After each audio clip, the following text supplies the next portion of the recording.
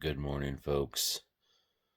I'm on the mend, but I've been up coughing all night, trying to recharge, and somehow I'm up early in the morning. I'm up in my cousin's house, kind of reflecting on the year, but the thing that came up to me was what is freedom, right? What is freedom really? And, I have a bunch of friends and we're kind of starting to have some good discussions, kind of coming together on things out there in the world. But I kind of want to focus back on like locally and people that actually know me. Let's have actual conversations, and I see that actually starting to happen where oh, maybe Harley's wrong, but we're talking. Maybe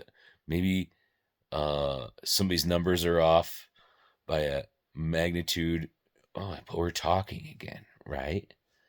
And so maybe what you guys don't know about me and why it's been so, like, one of the reasons besides my mom's passing and my grief journey, one of the reasons why you haven't seen me relates directly to my freedom. I have had 20 years ago, I got in trouble with a couple DUIs, and I don't really think it was because I honestly see it's not because I had a problem with alcohol. My problem was with authority. I didn't want to be told anything. And what did that result me in? Losing my driver's license and really almost getting in bigger trouble. But this was 20 years ago. This was in 2003 is when I went through all the stuff, right? And over 20 years ago. And um you know, they started to really understand 20 something years ago that there's no excuse for drinking and driving. There really isn't. And we see now with Uber and things like that. Um it's just there's a lot of ways to not do that, right? But Harley in many ways is all about freedom, right? And so freedom was manifesting to me like, you can't tell me what to do. I'm a white male, and you can't tell me no. You can't tell me what to do. I'm going to do whatever I want, right? And I'm going to press the rules of the law. So I speak the language of some of the folks in leadership right now. I speak their language. But I realized 20 years ago or more that I'm not God, and that the powers that be in law and order, you can fight the law, but the law hopefully usually wins. And I say that because I'm just kind of honestly blown away with the state of affairs right now when it comes to the law. And we'll tie it right back to what I'm talking about, freedom. Okay. So, what does freedom mean to you? What does freedom really mean to us? Because what I found was I couldn't legally drive. I couldn't legally get my car registered. And I didn't do anything wrong in 20 years. I had gone through all the steps 3 times to get my driver's license back. Twice was denied in Michigan, and just so happened to move to Colorado for school. Hindsight, I should have kept my Michigan driver's license because of all like what happened to me. But hindsight's always great, right? What I found is that I didn't need a driver's license. What I found, I was in college, I had a bike. It did not hinder me at all, to the tune of I just didn't see a need for a car insurance. Then I graduate in 2008 into the worst economy possible. I had busted my tail to put myself through college just before I was 30, graduated in May and had to leave 2 days later for a job in Alaska on a glacier as a dog sledding guide where they fly me in on helicopters, right? My first job after college was on a glacier in Alaska doing sled dog Iditarod tours, and they fly me in on a helicopter. Usually I win some sort of, coolest job after college when I start talking about this. However, I had just done 4 years of rafting. I have done any kind of job you want me to do, and I will carry my references right with me side by side because I know how to show up to work hard with a smile on my face, give it my best, even if I'm washing dishes. Okay? And why do I say that? Because in 2008, when I came home from Alaska, I couldn't literally get a job at Taco Bell. I couldn't get a job in Fort Collins where I lived anywhere. At Taco Bell, even. With a college degree, great references. And I had a family friend who was a professional HR person for a Fortune 500 company help me rewrite my resume even. Okay. So it ended up being I had to rent my house in Fort Collins, move up to the mountains of Colorado, and take a job with a large company, Vail Resorts, because that was the only place hired and it was temporary. And I'll tell you this, they hired me into management at I think it was $13 an hour, and by the time I got up there to work the job, they offered me $11.15, I think it was. Take it or leave it. You've already moved up here. You live in Vail housing because there's no other place I could afford, right? So what's freedom?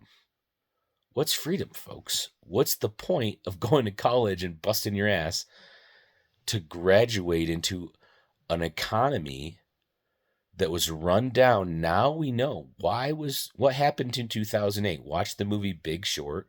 If you can't remember, right? I'll remember for you. Go watch the movie Big Short if you want an entertaining show, but it'll explain what happened in investments and in our government and the lack of oversight, and nobody cared, you know?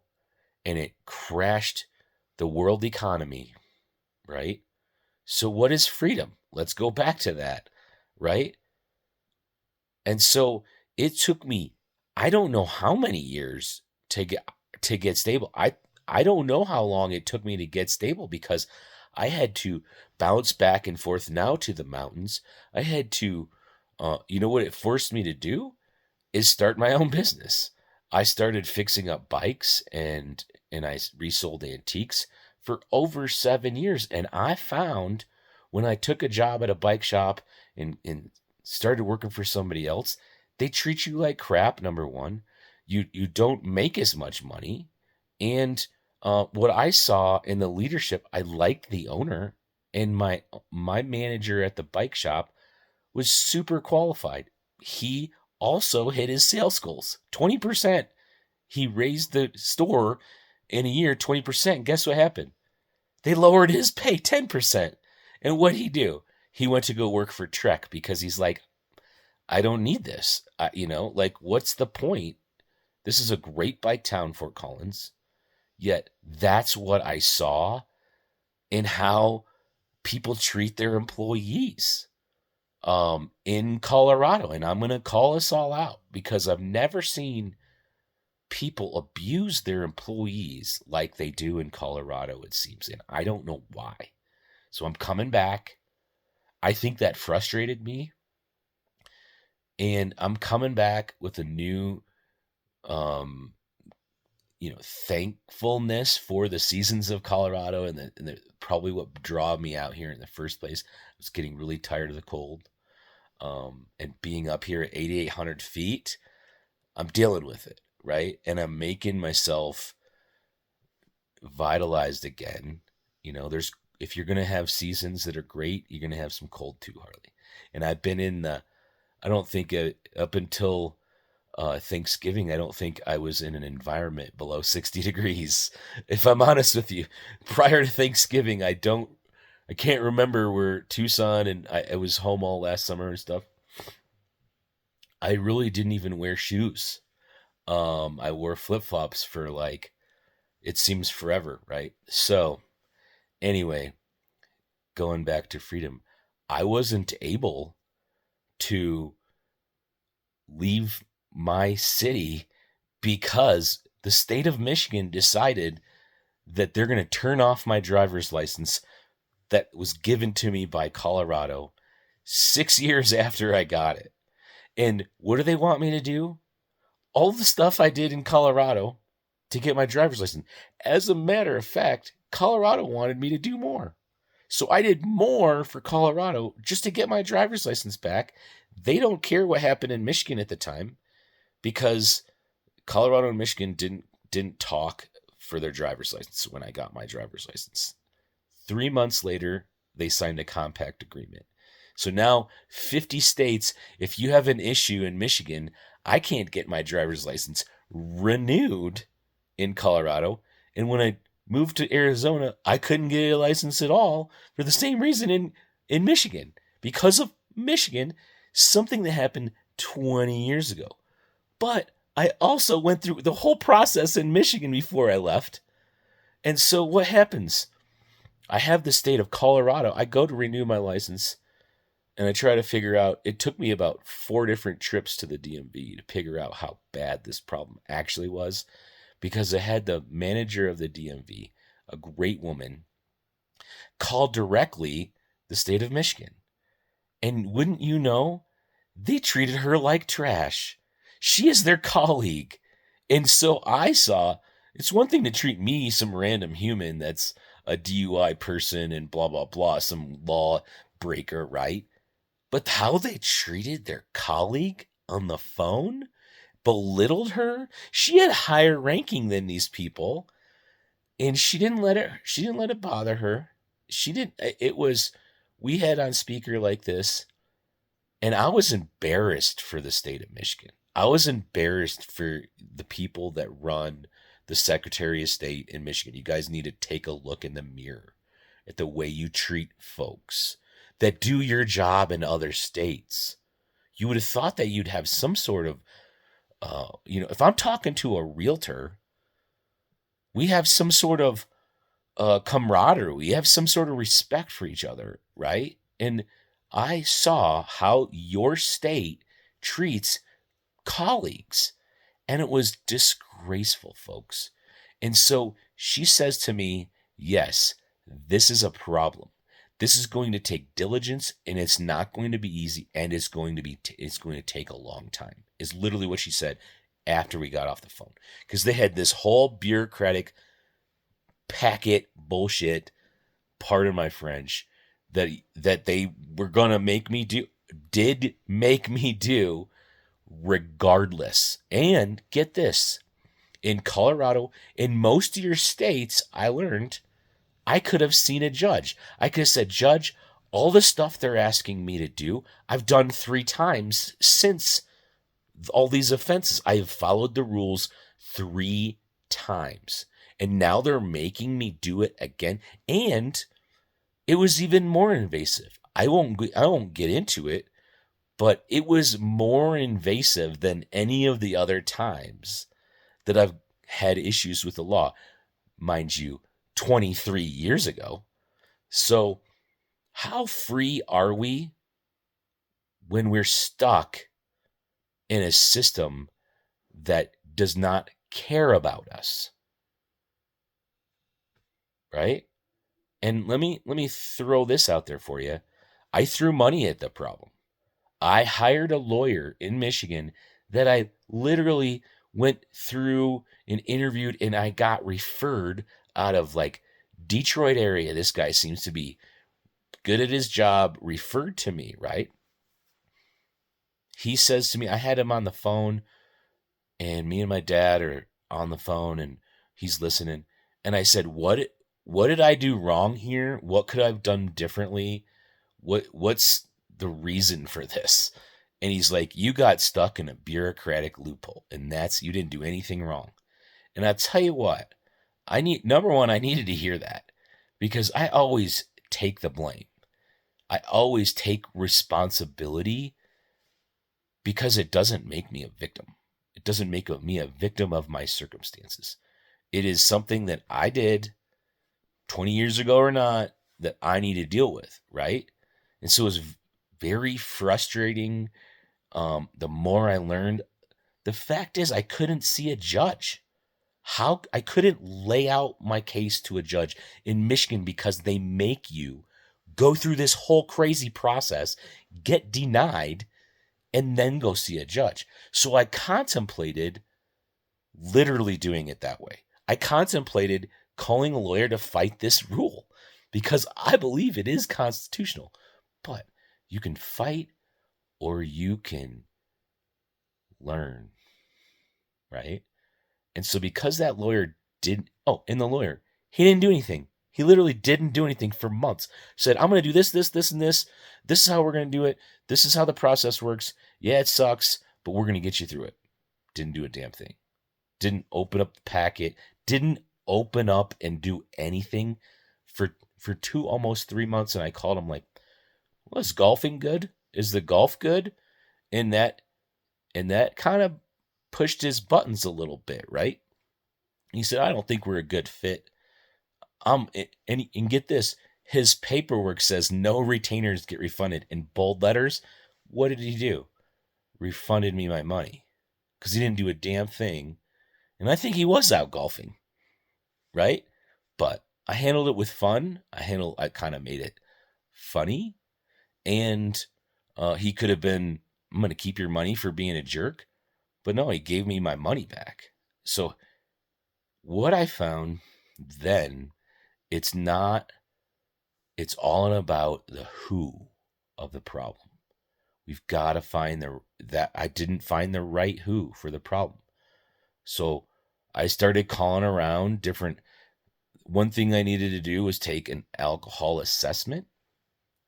So trying to find somebody that knew how to do that in Arizona for Michigan was a bit challenging, right? And then the two people that I sussed out told me how terrible Michigan is. Terrible for all of this. They have seen people get denied for what I've gotten done that had a DUI in the 70s, right? What's the point? What's the point of denying somebody, right? I think they didn't have their stuff notarized or some sort of paperwork, right? Looking at my experiences with this, but her name's Christina, and anybody that needs anything, help with alcohol classes or dealing with any state, she can do almost any state. I was so blessed to find her because you know what she told me? Michigan is bad, but we're going to get you through it. And you're going to pay my fee and we're going to do this packet to the best of our knowledge. And then if you get denied, I'm going to help you through that too. And boy, was that a blessing, made me really want to do whatever it was Christina wanted me to do. Right. And that's what I did. Had to take some more classes, but it was online. It's a bit easier this time. And I have to admit, when I took those classes, even though I have a really good understanding of what happened back then, and I'm over it. I am a law-abiding citizen, I promise you. I've had to have background checks, but it did kind of make me enlightened to myself on why I made those decisions. So if you run into a situation, here's the really way that we can look at things when they take your freedom away. You will get angry. You will, and if it's unjust, being able to set that unjust thing on the shelf took me a long time because every time I picked up this problem, it pissed me off to the core because my justice is a trigger for me, right? Fair is a place where they judge pigs. So justice, fairness, right? But what we do have control over is our mindset, mentality, and our ability to persevere regardless. And so I even learned how I can make better decisions in the future. And I didn't have a choice. So uh, we did it. And it was completely ridiculous. Like I said, it took forever to get this thing submitted. They literally, it says, we have up to 3 months to process this paperwork. They don't pick it up until 3 months. They literally don't do shit until 3 months. Michigan, state of Michigan, love you all, right? Like, you mean the backlog of people that got DUIs 20 years ago that need to get their driver's license, like, helped from you is so long it takes you 3 months to review their case and you can't see a judge? Give me a break, Michigan, right? So we're talking about freedom, right? So I wasn't able to do anything. I wasn't, I had a job. I had a driver's license, all this stuff. Go try to find a job when your driver's license is in the can't renew it, right? It's crazy. I mean, it is literally, and the process for which I need to get this sorted takes so long that now your plates expire, your insurance, your car insurance expired, right? So guess what? I haven't paid my car off completely, so I'm sitting and pay. I have to pay for my car that I can't use, and the state of Michigan's process is so long that it literally makes people run into this situation, right? So, you know, I am blessed to have made it through, number one. But they literally they didn't even tell me what happened. They don't tell you how to fix it. They send you an email saying you have email. And so once again, for an hour, I'm on the phone calling them. Well, I have an email. How do I figure out what happened? And they have to explain to me how to go in their system again, print off the right information to take. And they basically said, okay, you're done. Case closed, without ever even giving you a call or an email that explains case closed, right? It's so ridiculous. Now, get this. In order to go and get everything reinstated, I had to pay a $125 fee. Every other state I've ever been, you can pay this online. Can't pay it online in Michigan. You have two options. You can go in there in person, or you can mail it, and who knows how long until they're going to, like, literally they say they're going to get to it when they get to it. Or you can fax it. Okay.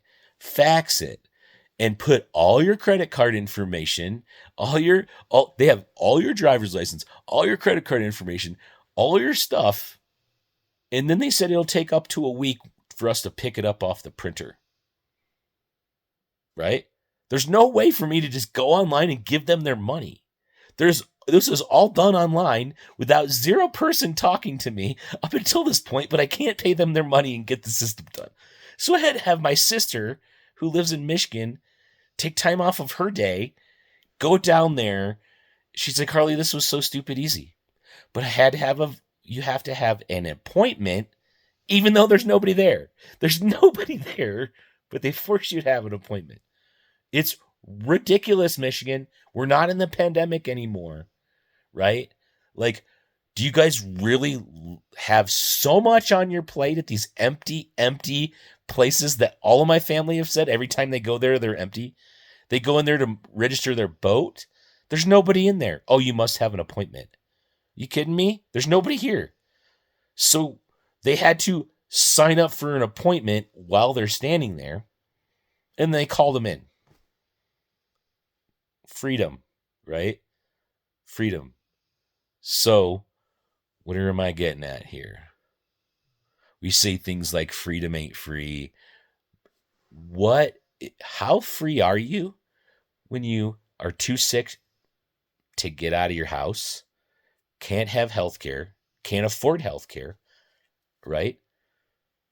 We have some of the, for the developed country, we have some of the lowest numbers of people with passports. Go Google how many people have a passport, period. So that means nobody's traveling, right?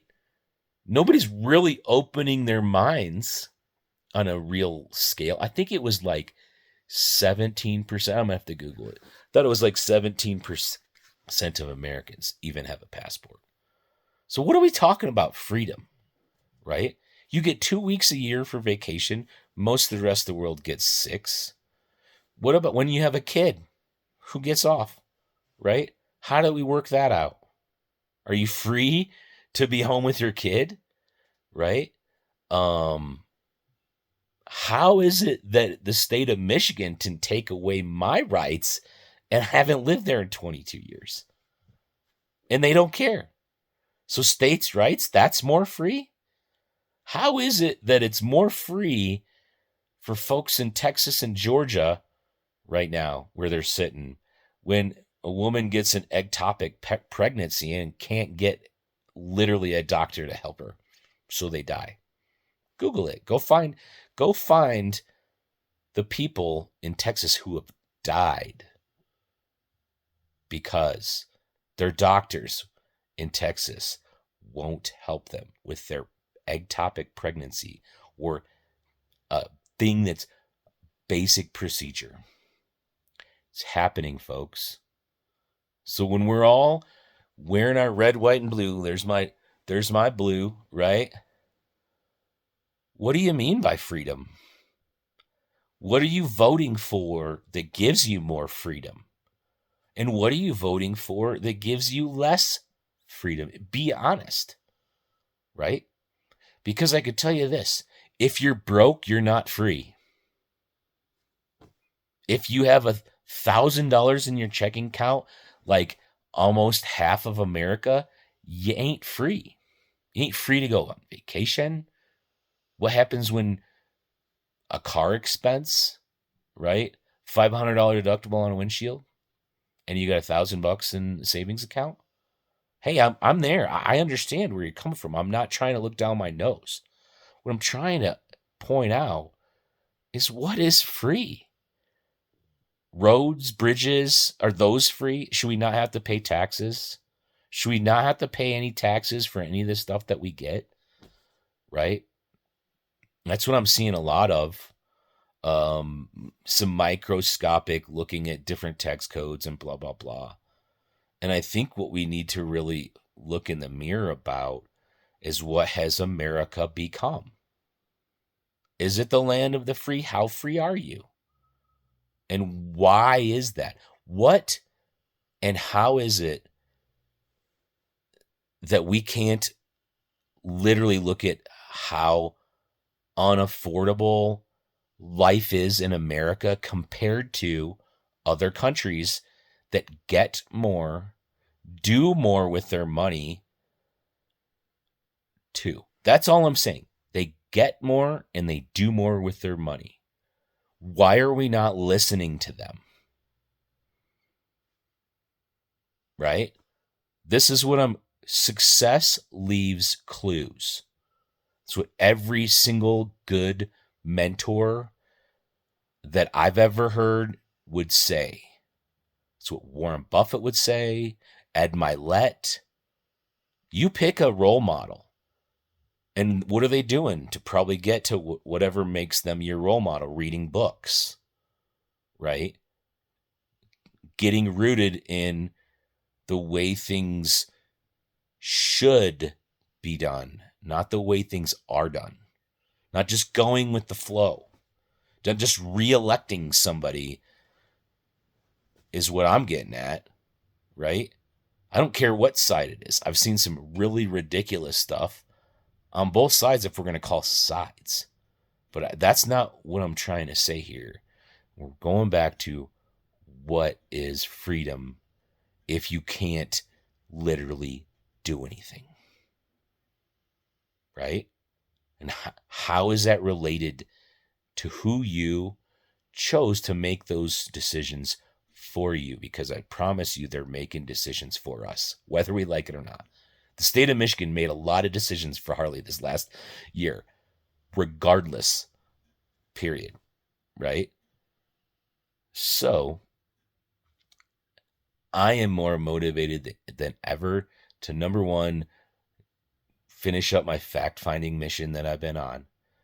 Number two, figure out other people's viewpoints because I'm already pretty clear on mine. And I have some really good ideas on how we can all move forward, regardless of what political viewpoint you have, because we've got to understand success leaves clues. We've got to understand 2 + 2 = 4 in this world. The math must make sense, period. And I see the problem is in business outside of the government, they're not sticking to accounting principles. They're really so free because they have billions of dollars. There is an element of our country that has so much money that they have set down the books that got them there. They are not using the concepts and principles in accounting, in investing, in how you treat people, how you speak, how you negotiate, how you lead people. Look at how Amazon treats their employees. Go pick me up a book that said that really works long term. Right? Like some of the stuff I see, some of the thought process I see, where did you get that? Where do they get that? Right? It's not rooted in anything that literally makes sense. And I'm not talking truth or whatever. It is basic. This is how we did stuff prior to 2016. And that's what I'm going to say too. Look at how life was prior to 2016 and after. Were you really so pissed off at the world prior to 2016? I could tell you this. I was pretty pissed off in 2008 at George Bush because I busted my ass and I got into, I was bitter.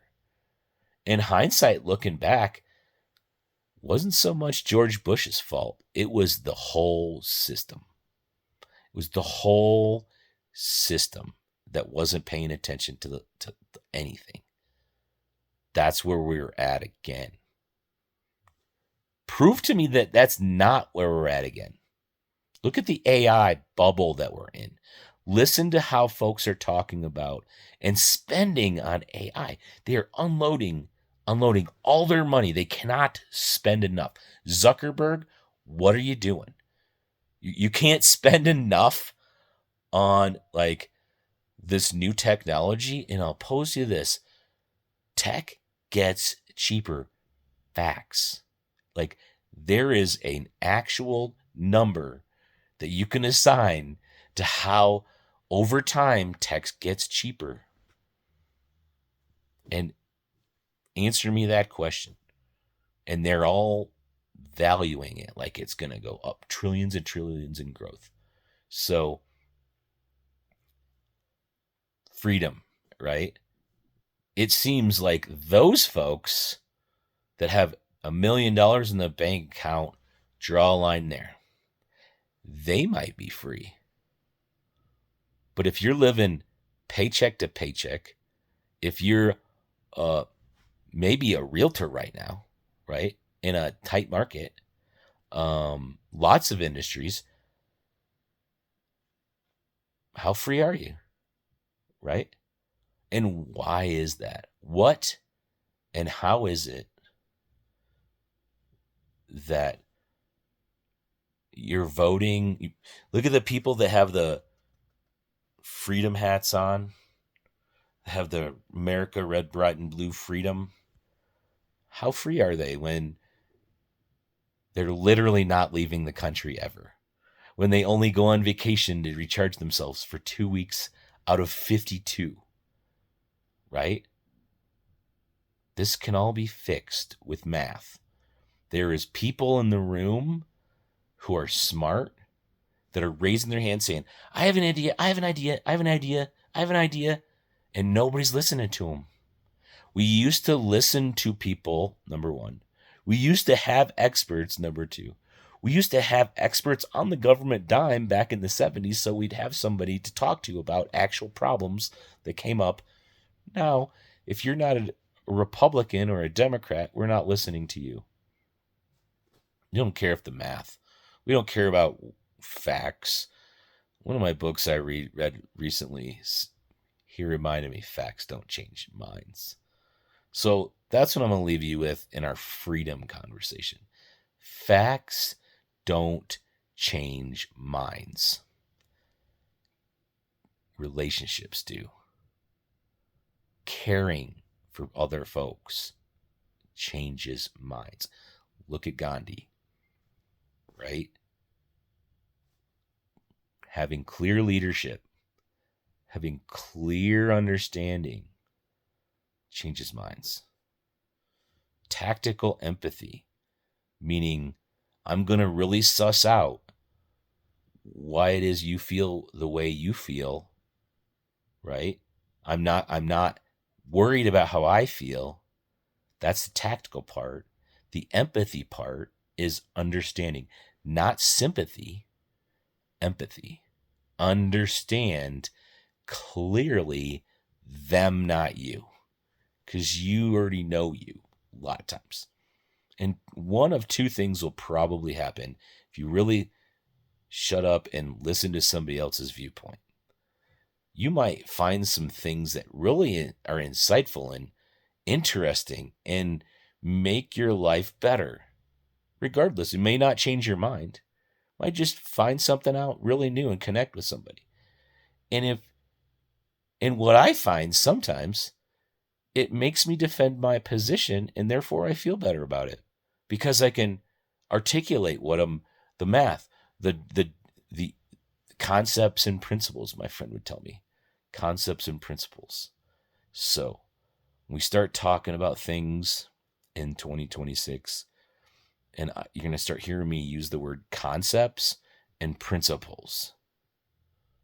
How we used to do things prior to 2016 was all based off of concepts and principles. Now it's whatever we want to say. We can find something that we like I do, post it, and it's completely not true. Or the math doesn't make sense.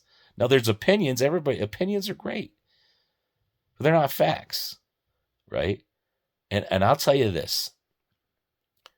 The one thing that irritates me the most is people that are in charge of me that can get the facts very easily, that straight up fudge the numbers, that straight up skip over the morale of the company or the country, that they're literally not dealing with and saying, oh, we're doing great. I saw this in business. I saw the morale of the company plummet as we got bigger.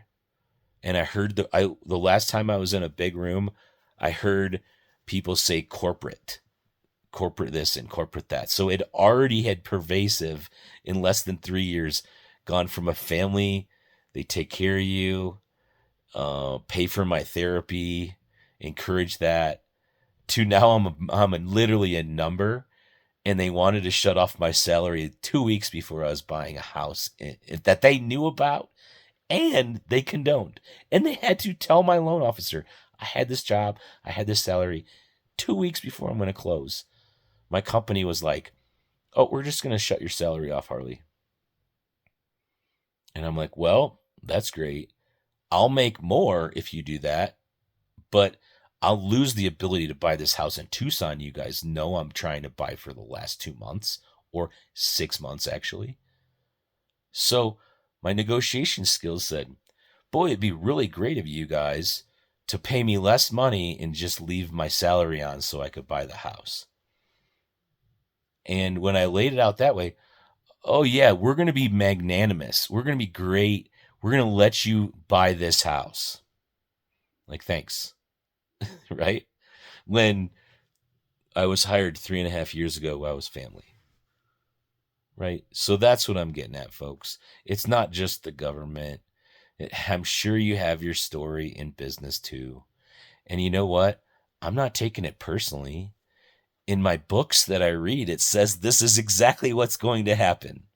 Right? My experience over 3.5 years, I could point to the books exactly what happens.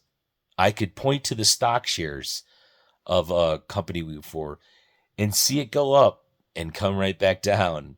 And the 3.5 years I worked directly for them, they made all this money and lost it all. And they're still right there. So that book's called Good to Great, or How the Mighty Fall. And I'll tell you this, I'm ADD. I can't keep my eyes focused. And I probably read no more than 3 or 4 books until I was 40. Straight up. And I started audibling. I started seeing the benefit of reading books. And then I turned on to Audible. So if you're not into books, podcasts. That is to me, folks, the only way forward is for us to pick up the books again. Books and new knowledge of old things, old knowledge of new things. That is freedom. Where does people like Nelson Mandela and folks that have been locked away, how do they do it? They pick up books. They learn. They grow. That's freedom. Freedom is in here. It's not like a patriotic thing.